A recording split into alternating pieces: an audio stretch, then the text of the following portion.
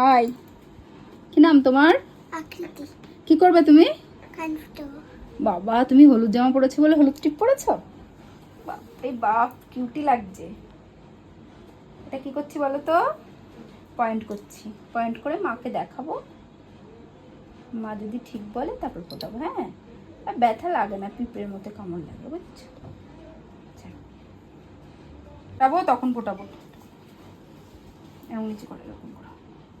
আরে কোন দিক কাত হয়ে যাচ্ছে দেখি মনে, শক্ত কর, মাথা হাতটা ঠিক করে ধর, বসা।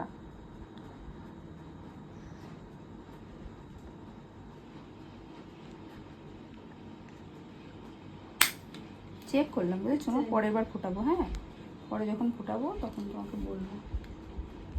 এবার শেষে বসে ওই পাশে ফুটানো দাঁড়া। হয়ে গেছে। না না ফোটায়নি বাবা। ফোটাইনি এখনো, দেখছি এখন। পয়েন্টটা ঠিকঠাক দেখতে হবে না আমাকে? ঠিক করে দেখছি যে সব দিকে ঠিক আছে কিনা।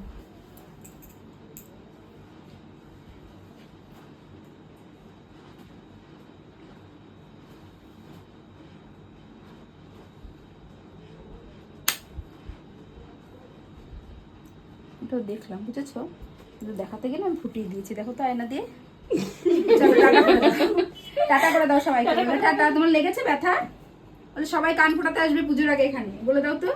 সবাই কান ফুটাতে আগে কি সুন্দর জামা পরেছে, দেখে অলরেডি পুজোর পুজোর আগে জামা পরা শুরু করে দিয়েছে, আর আমরা তখন শপিং মল পর্যন্ত পৌঁছতে পারি।